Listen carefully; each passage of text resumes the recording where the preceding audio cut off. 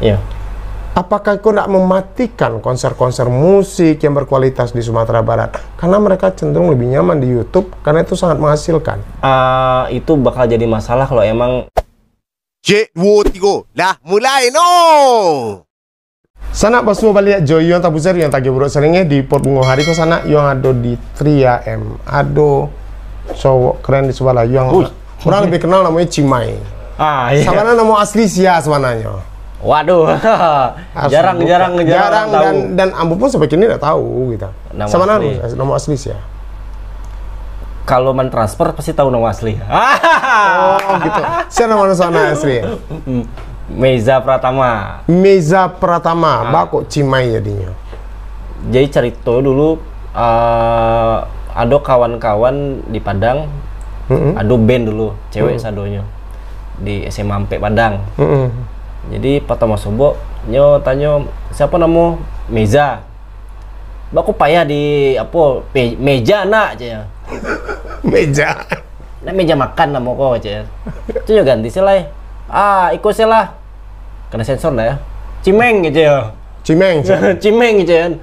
Brutal pak. Gantilah Cimai selah. Cimai. Cewek itu lagi nama Cimai. Jadi itu kira-kira tahun berapa tuh ada nama Cimai itu muncul? Tahun 99-an. Berarti setelah itu tuh main bawa Cimai. Kalau Cimai saya taruh di keluarga panggilan sih ya? Meza. Meza. Tapi kalau ada nggak kini keluarga Bang Anti main bawa Cimai gitu? Nggak. Hanya kawan-kawan berarti. Kawan sih. Jadi sebetulnya nama Meza kemudian ganti Cimai dan ternyata itu diagia kawan-kawan di 99 sampai kini masih terpakai. Iya Cimai. Bawa hoki nggak sih nama itu? Untuk sementara Mbak Oki ya jarang-jarang sih orang cowok yang namanya Cimai. Kalau yang cewek namanya Cimai banyak. Emang ada cewek namanya Cimai? Enggak lah. Enggak banyak mana sih. Tapi dipanggil Cimai pun tidak menjadi feminim kesannya, tetap jadi cowok. Nah, Cimai kini kan mengelola 3AM. Ya, 3AM ku sebenarnya apa sih? 3AM ko pada dasarnya sebuah studio berbasis musik dalam hal studio latihan band dan studio rekaman. Recording. Sebenarnya lebih banyak di studio rekaman. Seiring sejalan, akhirnya tidak cuma musik sih yang dikakok bang. Terus apa? Kadang proses pembuatan visual, pembuatan desain, event. Habis itu yang kini-kini adalah berbentuk creative space bang. Creative space, jelas deh. Creative space kok seperti apa? Ya creative space yang dalam artian 3M dalam segi produksi mungkin ada klien-klien yang sifatnya kerja-kerja berbayar. Tapi kalau untuk creative space kami mencoba untuk kawan-kawan berkesenian pada khususnya supaya bisa lebih aktif dalam berkesenian lewat ruang yang disiko. Jadi kami bantu fasilitasi misalnya kegiatan, kegiatannya diadakan di Siko bisa, gitu. Bisa di dalam studio atau di halaman belakang kami ada panggung ketek-ketek gitu kan. Jadi kami coba fasilitasi dalam hal apapun gitu. Nah fasilitasi dalam hal apapun kok sebetulnya apa sih keuntungan bagi 3AM? Artinya kan difasilitasi kok. Iya. Misalnya ada kawan ingin buat pertunjukan musik, tampil di Siko kemudian difasilitasi. Iya. Keuntungan dari 3AM ada beberapa. Jadi mungkin apakah cuma branding gitu? Mungkin bisa dikecian branding, bisa dikecian investasi sosial, bisa dikecian pun dari sekedar mau tahu misalkan, lah sama-sama Eko, sering sejalan adalah yang apa mensponsori gitu. Gitu. Jadi setidaknya ada niatan loh. Ada kegiatan dulu dan secara otomatis itu tak branding dengan bagus 3AM. Iya. Kalaupun ada sponsor tentu ada pembagian fee. Pembagian Beko ujung-ujungnya. Intinya niat di awal dulu. Ya, betul. Dan yang penting sebetulnya kuncinya Ba Iko 3AM nggak hanya semata-mata mencari keuntungan belaka. Iya betul. Oke. Siapa saja kira-kira konsumennya kini kok di 3AM? Untuk konsumen dari berbagai macam instansi, sekolah, kampus. Di luar individual ada itu ya? Ada itu yang individual, yang pastinya teman-teman dari seniman Sumatera Barat khususnya. Penyanyi-penyanyi? penyanyi Minang ada, Ada ya? Minang ada. Jadi Disco bisa recordingnya Disco. Iya. Video klip menyediakan? Video klip kami ada timnya.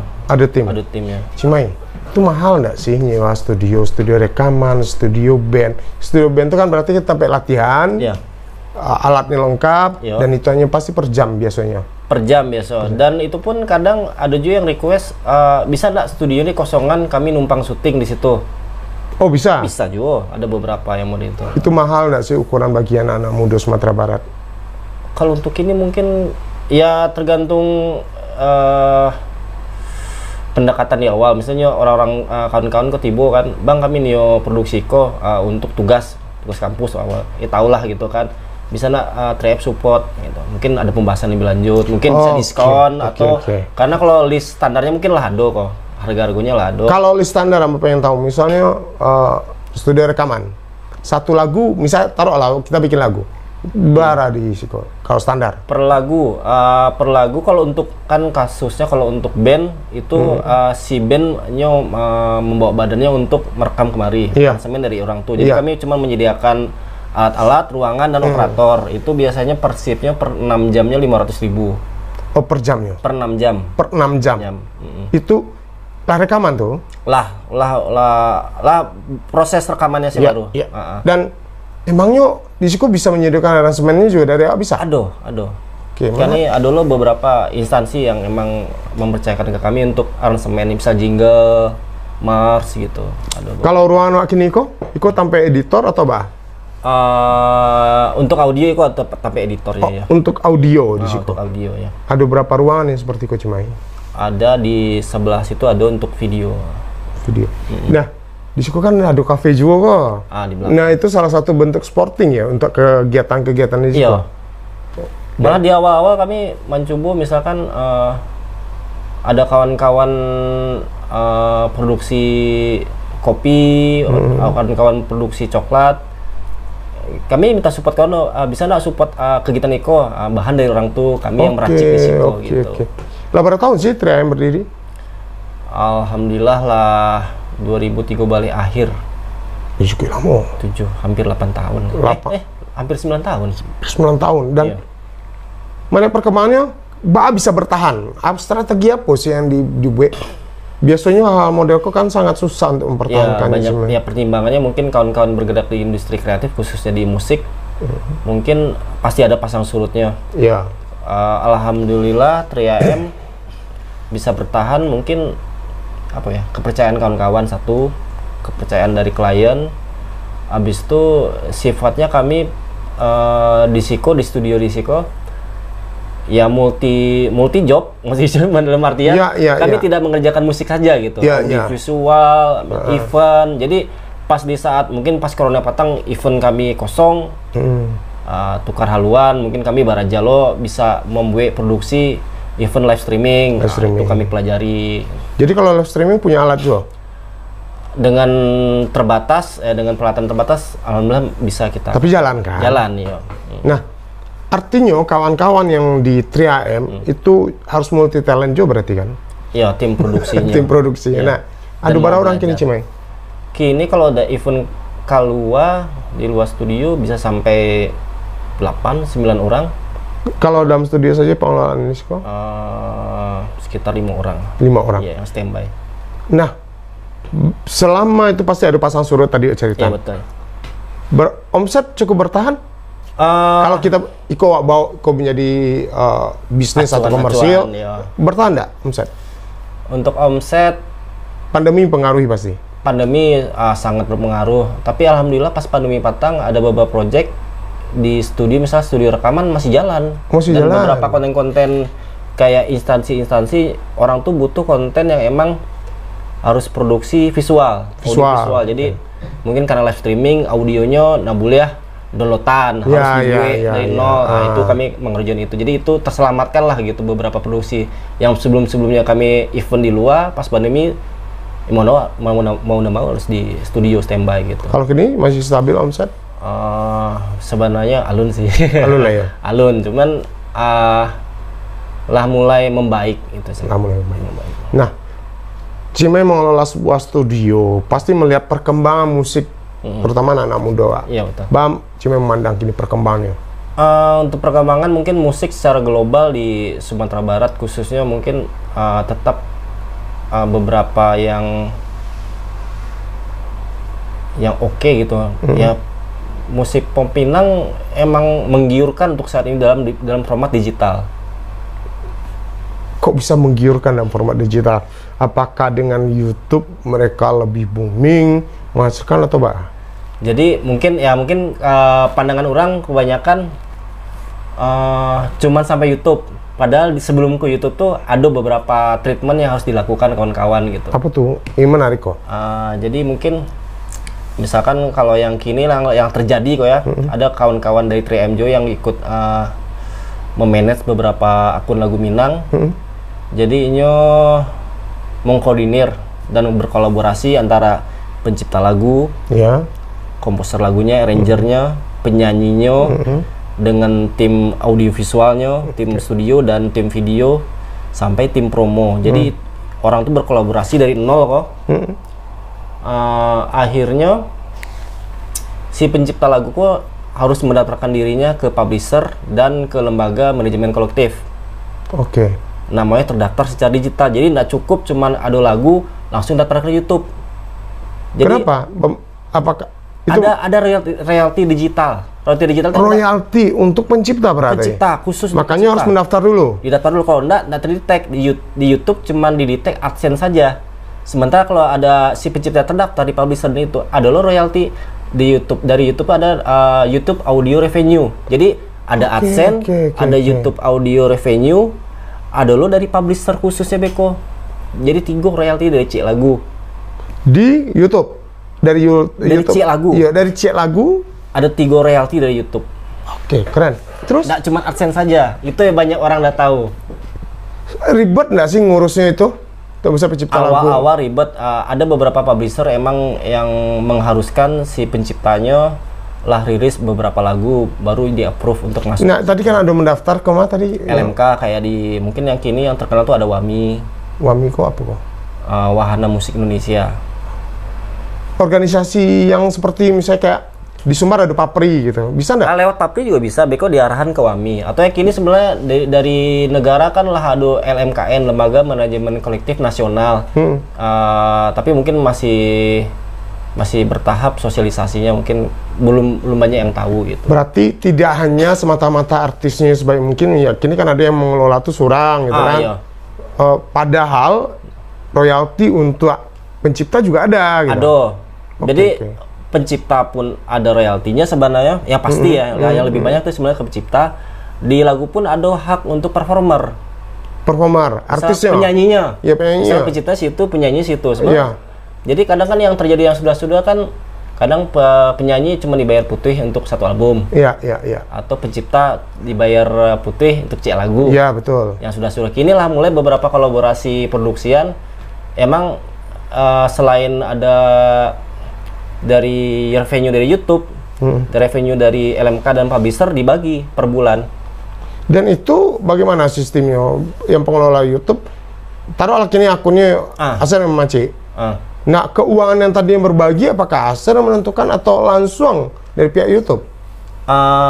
Di situ kan itu gunanya ada transparansi di manajemennya. Misalkan dari administrasi kan sebenarnya kan bisa dibuka sih data gitu kan. Misalkan sebulan AdSense sekian, revenue audio sekian, tinggal dilihatkan ke kawan-kawan yang lain kok cara membaginya. Berarti tadi ada artisnya, dapet penciptanya, terus tim produksi. Dapet jual? Iya, malah ada beberapa tim produksi itu dari YouTube jual? Iya, dibagi. Jadi misalkan yang sudah ada yang sampai 300 juta sebulan. Oh, keren. Ada beberapa. Penyanyi Minang? Iya. 300 juta sebulan itu bagi 3. Nah, artinya ya, besarannya adalah berbaginya dan itu ya kadang stabil, kadang bisa lebih meningkat kalau emang gimmick dari promosinya bagus gitu. Seberapa banyak orang-orang kok tahu dengan hal-hal seperti itu? Kalau ya sama nih, artinya pencipta tahu, artisnya tahu, seberapa banyak sih kini? Kayaknya belum banyak yang sistem kolaborasi yang seperti ini. Mungkin Awas Abu Iko kolaborasi karena sifatnya sama-sama diuntungkan. Betul. Nah, cuma kadang-kadang pencipta lagu kadang-kadang saya dibayar sekian selesai gitu. Iya, padahal sebetulnya masih ada haknya. Masih ada haknya. Tapi bisa nggak yang berapa rekan-rekan yang keraju seperti itu, ambu ciptaan lagu tapi yang mau minta bayaran boleh nggak? Tergantung nego. Sewajarnya pencipta mendapatkan haknya atas karyanya gitu. Artinya ketika orang minta lagu kenyo dibuian, misalnya orang minta lagu kambo mau buian, dibayar sesuai dengan tarif ambo. Kemudian dari hak tayang tadi ambo juga mendapat. Dengan catatan hak tayang tadi setelah abang mendaftarkan diri ke publisher dan lembaga manajemen kolektif tadi. Sekarang sudah berapa orang yang pencipta lagu Minang yang mendaftar ke sini? Tahu Cima enggak? Kira-kira? Ya paling bisa dibikecian sampai sekitar ya 5 yang berlaku mulai itu belasan paling. Belasan. Dan mereka harus tahu harus ada berapa syarat yang mereka jalani. Iya. Minimal lagunya lado berapa banyak gitu seperti itu ya Cima ya. Nah, kalau artisnya ya kini mungkin kebanyakan kalau untuk label-label produksi yang kadang-kadang beberapa lah mulai berbagi per bulan dan beberapa masih sistemnya bayar putih per album atau per satu produksi gitu. Itu tergantung perjanjian di awal dengan label sebenarnya gitu kan. Oke. Nah, 3M apakah bisa sebagai label juga? Untuk saat itu lebih ke belakang layar sih ya. Belakang layar untuk produksi. Nah, Cime kan artinya banyak bersentuhan dengan anak muda. Iya betul. Kalau anak-anak muda kini cenderung ke main band. Masih tertarik nggak? Saya mau lihat band-band lokal awak kan kayaknya tambah lama tambah ada nampak di Ambo gitu. Di Kecenda Ado sebenarnya masih banyak kawan-kawan dari kampus seni kayak di ISI atau yang di UNP banyak kok band-bandnya dan nyatanya banyak yang terekam di radar oleh orang-orang di Jawa kok gitu. Oh banyak. Malah baru Patang kok ada kawan-kawan di Padang Panjang main di Bali baru-baru kok diundang. Oh, aduh gitu. Karena mereka kuat di promo, walaupun domisili Padang Panjang, tapi promosinya rancak, gimmick-gimmick promosinya rancak. Gitu. Itu salah satu keuntungan dunia digital. Iya. Oke. Tadi ada ngecek kalau Iko bisa booming tergantung gimmick. Ya. Nah, gimmick Iko seperti apa sih gimmick yang dimaksud gitu? Haruskah bikin sensasi yang kadang-kadang konotasinya jadi negatif atau apa sih? Mungkin kalau yang gimmick-gimmick positif, misal Moniko, misalkan anggaplah karya, apakah itu band atau lagu pop Minang atau segala macam, mungkin sebelum produksi orang kok buat BTS produksinya, disebar atau kolaborasi dengan influencer, gimmick-gimmick misalkan kerjasama dengan brand UMKM lokal gitu kan, jadi ada imbal balik. Mungkin kalau yang gimmick-gimmick ada gimmick-gimmick yang lucunya, ada gimmick-gimmick yang berhadiah, dan kebanyakan sih sebelum-sebelumnya kawan-kawan produksi lempar YouTube lah selesai gitu. Iya. Nggak ada kelanjutannya. Oke. Sementara kalau di kini ya harus buat konten TikTok, harus buat konten Instagram, Instastory, YouTube. Ada loh kini yang shortnya kan. Iya, Porbungo sebenarnya mencoba, cuma kurang menggari sebarangkali. Konten TikToknya lado sebenarnya gitu kan. Cuma kurang menggari saya. Timku harus atau 3M memanage Porbungo. Kalau sama kan hanya menggarap musik. Nah, mungkin barangkali kawan-kawan sering berpikir ketika memadok kerjasama di bawah manajemen, misalnya 3M kok ada timnya gitu kan, mengelola. Kawan-kawan berpikir terlalu banyak gua berbagi gitu, saya senggonya nak untuk aku nanti dan surang gitu. Nah itu mungkin karena mereka banyak nak tahu. Iya. Sebenarnya hak mereka nak diambil di sini kan, untuk lagu gitu kan. Iya. Karena pembagiannya lado, tapi dengan syarat pencipta tadi harus mendaftar dulu gitu kan. Nah, Cimai melihat penyanyi lah.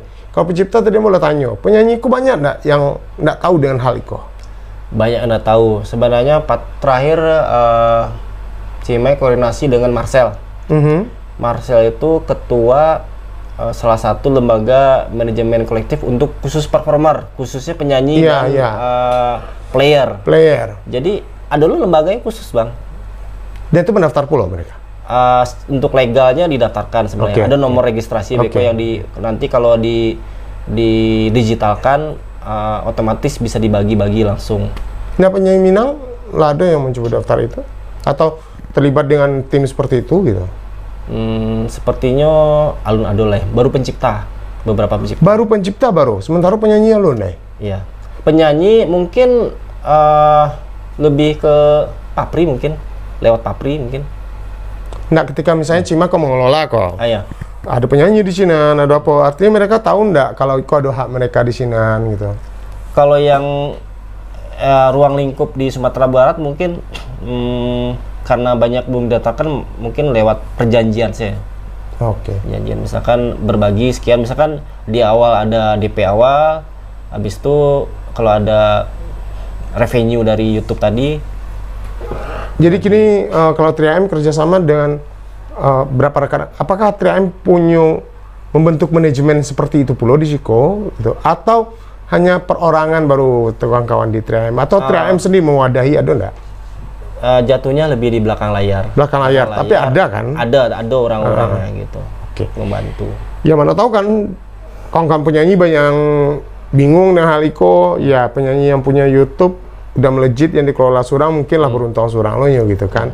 Tapi lupa kadang-kadang bahwa hak pencipta ada di sini. Iya itu. Baci menanggapi tentang cover lagu di channel YouTube.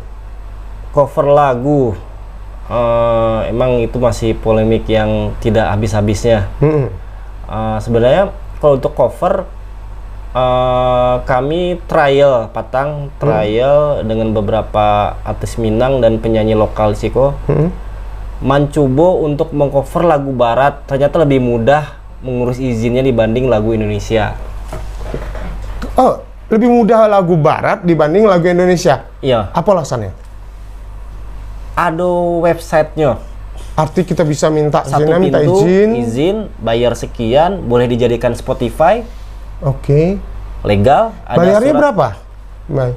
Kalau lagu barat? Nggak sampai ratus ribu bang. Izin untuk cek lagu. Lagu barat. Lagu dan Beatles apa yang terkenal. Dan itu bisa lolos AdSense kan? Lolos AdSense dan nanti AdSense-nya mungkin bisa jadi bagi duo atau full. Yang bisa full? Bisa full. Lagu Indonesia kenapa nggak bisa? Karena belum ada manajemen hal yang pun itu. Nggak ada website satu pintu. Mungkin bakal dijalankan oleh LMKN tadi. Cuman kan masih bergulir kok prosesnya. Nah, ketika pencipta lagu-lagunya di cover, ambo cari apa lagu Minang banyak yang cover gitu kan? Masih polemik begini. Nah, itu mereka di YouTube tidak masalah atau apa sih? Sampai sekarang emang masih polemik. Kadang ada teman-teman mungkin mahasiswa atau anak sekolah cover lagu Minang, ternyata tiba-tiba meledak, view banyak. Ya wajar dong penciptanya bertanya. Betul. Kadang-kadang kawan-kawan adik-adikku nggak secara etika mungkin sekedar covernya tidak izin dan tidak menyangka bakal meledak gitu kan. Ya mungkin untuk saat ini mungkin lebih ke mediasi silaturahmi sih dulu bang. Tapi itu bisa dituntut tak sama pencipta? Kalau secara hukum bisa dituntut kalau ada bukti-bukti kalau itu penciptanya gitu. Dan itu pernah terjadi enggak? Banyak bang. Banyak. Biasanya berdamai dengan uang. Berdamai dengan uang atau kontennya dihapus. Tapi rasanya mungkin orang-orangnya akan lebih nyaman berdamai dengan uang karena tidak mau terbelit dengan hukum gitu kan? Iya. Kalau berdamai dengan uang mungkin ratusan juta aja namanya. Tapi ada juga beberapa pencipta lagu Minang, ya beberapa nama lah. Ini mempersilahkan orang silakan di cover tuh. Kalau ada keuntungan di AdSense, sumbangan sih ke Musaji atau ke ada yang seperti itu gitu. Tapi ada beberapa waktu yang lalu ambo sempat diskusi dengan pencipta lagu Minang, ada 2 orang dan ada salah seorang yang bingung kadang-kadang ambo post balik ya kan lagu-lagu lama ambo ternyata itu diklaim gitu. Iya. Dan itu karena cover tadi. Karena ada yang duluan mendaftarkan secara digital, makanya diklaim sama duluan. Itu harusnya penyelesaiannya. Penyelesaiannya mungkin sebagai pencipta bisa dituntut terhukum. Bisa dituntut dan kalau bisa didaftarkan dirinya harus mendaftarkan ke lembaga manajemen kolektif dan ke publisher. Lebih kuat lagi kalau didaftarkan lagunya ke Kemenkumham. Kemenkumham. Iya. Haki. Kaki ya. Lebih kuat lagi seperti itu. Kadang-kadang susah, awak sering berpikir bahwa ngurus-ngurus itu sangat ribet sehingga malih gitu kan. Iya. Padahal cuman kalau kini untuk haki terakhir sangat mudah ya. Sangat mudah dan tidak sampai dulu kan sampai berbulan-bulan, kini hitungan hari lah selesai. Itu mahal bayarnya. Itu haki. Haki terakhir 300-an per 300-an per karya. Per karya ya. Nah, kemudian ada yang kemudian salah seorang pencipta lagu yang kadang-kadang tidak masalah sebetulnya, tapi izin gitu. Izin ya, etika. Nah, persoalannya izin. Etika aku yang tidak ada barangkali. Ya. Nah, jadi kan kawan yang muda-muda kan mungkin wah kok view-nya rancak kok buat lagu kok, cobalah gitu kan dengan alat seadanya, tapi tiba-tiba viral gitu kan. Dan ini udah bingung, kak izin kasih ya gitu kan. Oke. Nah, cuma seandainya kini ada artis Minang, pencipta lagu, aransemen, atau mungkin arrangernya dari Siko, mengajak 3AM untuk kolaborasi untuk terkait masalah konten-konten di YouTube. Yeah. YouTube dikelola berarti sama 3AM. Ada yang emang produksinya dibantu 3AM, ada yang salah satu tim di 3AM membantu mengelolanya. Gitu. Mengelolanya. Artinya mereka kok tidak mengeluarkan dana lagi karena itu bentuknya kerjasama. Tergantung di awal. Biasanya kalau akunnya dari nol gitu, masih membangun, mungkin belum ada yang bisa dibagi. Tapi setelah ada continue stabil itu bang, mungkin diulang. Tapi setidaknya 3AM tuh harus jeli melihat Iko sangat komersial atau tidak gitu kan. Pastilah. Nah, arti menghadirkan sebuah produk tentu harus tahu pasarnya dan lakunya sampai di mana. Ketika artisnya mungkin nggak bisa mencapai hal itu, mungkin tuh 3AM nggak mau pula kan? Iya, ada beberapa penawaran dan ada beberapa artis Minang yang emang beberapa kali bekerjasama dengan 3AM. Ya kami ya nggak ada hitung-hitungan gitu. Silakan produksi dulu. Mereka pas gajian YouTube ya jatahnya berbagi mana? gitu. Bagi ya? Berbagi. Emang misal dalam sebulan kok produksi berapa kali take vokal, mixing. Pas akhir bulan tanggal 22 gajian YouTube bisa dikeluarkan gitu. Ada yang mau itu? Dan itu masih jalan kini? Beberapa masih ada jalan. Nah, setidaknya Iko kan tahu kawan-kawan bahwa 3AM itu bisa loh diajak kerjasama untuk Iko kan seperti itu. Nah, artinya tidak hanya sekedar nyewa. Nah, kalau seandainya nyewa itu beda soal ya. Beda soal. Dan artian 3AM tidak punya hak untuk isinan di channel YouTube-nya. Indah sih. Enggak kan? Enggak. Ya, misalnya Ambok ini nih rekaman Siko, aransemen dari Siko Ambo bayar sekian gitu kan. Ya, dan hak lagu untuk Ambo sepenuhnya Ambo mau tayang di YouTube atau tidak terserah Ambo. Iya. Oke.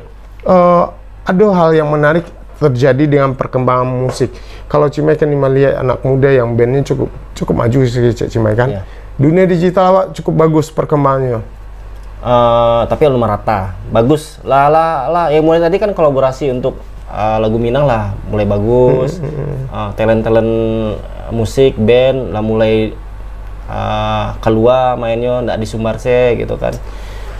Tapi memungkinkan ndak? Ambo kan melihat kecenderungan kini artis Minang atau para anak-anak band itu kan lebih cenderung ke YouTube. Iya. Seakan-akan mereka tidak kayak untuk konser ndak usah lah gitu. Bukan kita lepas dulu masalah pandemi. Iya.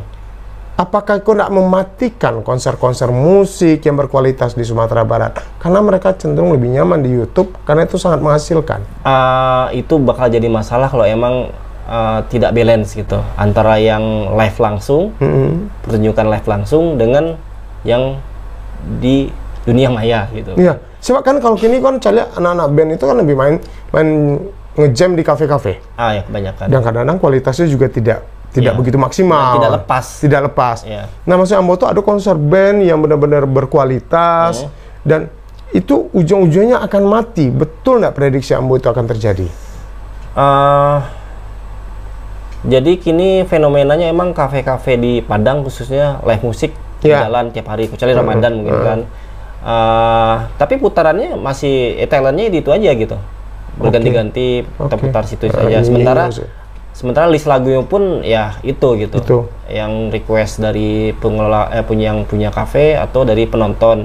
Sementara teman-teman musisi yang punya karya orisinil kadang nggak ada kesempatan untuk menampilkan gitu di kafe-kafe. Iya. Yang ada yang sudah terjadi mungkin ada beberapa space di Kota Padang yang berhubungan dengan band ya khususnya. Ada kayak mungkin di 3AM ada, di Menes Space, di Trandam ada, di Bukit Tinggi ada Ladang Rupa. Itu mungkin salah satu beberapa space alternatif yang bisa membantu kawan-kawan untuk men-showcase-kan karya-karyanya gitu. Setidaknya kawan-kawan juga punya pemahaman bahwa jangan hanya sekedar ambil keuntungan dari YouTube. Iya, tetap harus bersosialisasi. Nah, itu yang jadi persoalan. Dan Ambo melihat itu cenderung agak apo. Kalau kini ada kayak Naga Band kan itu BUMN kan, BUMN yang punya dan mereka cukup bagus. Kemudian mereka eksis juga di Apo gitu. Tapi mau tahu dong mereka punya channel YouTube atau enggak. Oke, Cimai punya channel YouTube. 3AM punya channel YouTube enggak? Ada, 3AM Productions. 3AM Production. Iya. 3AM Production channel YouTube-nya. Kemudian di situ tuh apa saja kontennya? Kontennya nggak jauh-jauh seputar musik, ada terakhir live streaming, terus ada konten studio session, ada konten mungkin bilang podcast, bukan podcast full, lebih ke ini talent ini talk show, dia perform langsung gitu. Itu kini subscribernya berapa? Oh belum sebanyak. Jadi sana tolong di subscribe ya. 3AM-nya 3 ya. 3 angka 3 AM Production. Sudah menghasilkan? AdSense-nya sudah masuk tapi belum banyak. Menunggu. Mudah-mudahan tambah sukses 3AM. Oke, Cimai, mungkin ada pesan untuk anak-anak muda kita dalam dunia musik? Yang pasti tetap berkarya, jangan malu-malu untuk berkolaborasi, dan ditunggu kedatangannya di 3AM. Oke. Lah, di sana cukup jale. Setidaknya 3AM tidak hanya bisa diajak bekerja sama, walaupun memang ujungnya ada keuntungan yang sama berbagi, dan tidak semata-mata hanya menyewakan tempat atau sound atau apa. Tapi artinya 3AM sendiri juga tadi ada mengican ikut semata-mata untuk kegiatan sosial, membackup kawan-kawan agar tetap berkembang. Benar, ternyata 3AM tidak hanya berpikir untuk bisnis saja, tapi memikirkan juga perkembangan musik di Sumatera Barat. Banyak ilmu dari Cimai, pengelola 3AM, dan kita tunggu tokoh-tokoh muda lainnya. Lah sana. Cik 2 3 lah habis anak lah no lah habis